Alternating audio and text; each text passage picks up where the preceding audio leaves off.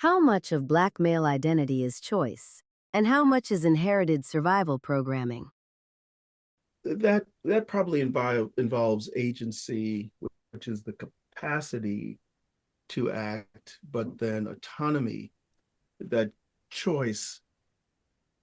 I don't think Black people have had much choice in certain things given our history. If we use, say, something like redlining, we didn't have a choice in where our neighborhoods were, where they were located, where they existed. Much of that was dictated, from the 30s. These are districts that or areas that were redlined to corral Black people into, and just generationally we accepted this. We don't have a memory of that, so I don't know if that's a real choice. And even once you have achieved something, you let's use real estate the same. You may have the finances to move out of your said neighborhood and into other neighborhoods. However, those neighborhoods may be closed to you, um, just because of like covenants, things like that, which still exist. You can't sell your home to a Black or brown person, or the enclave does not want you there, so you're never shown that property. So your choices get whittled down so much that you're almost corralled again into some type of enclave that's not redline per se.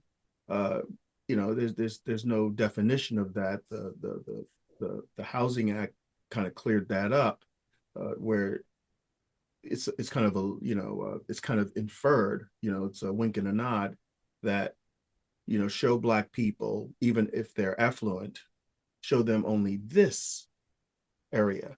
So I don't know if you're getting a full spectrum of choice, and that could be an education. I don't know whether we get a full spectrum of choice, um, in how we are even educated.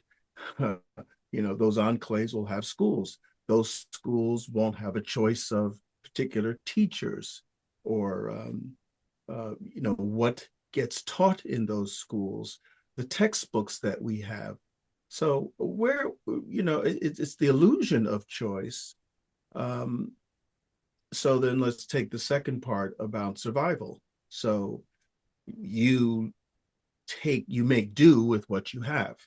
And that's the other part of what Black people have done. No matter what neighborhood we were in, let's take Harlem for example. Harlem was created out of the Red Line. So, but what came out of that? The Harlem Renaissance.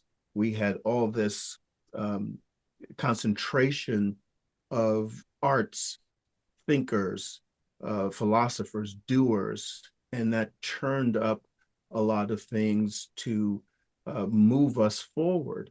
So even with the lack of choice, we still had enough of you know cohesion to get together and to build out of that. You can think of Tulsa in that way.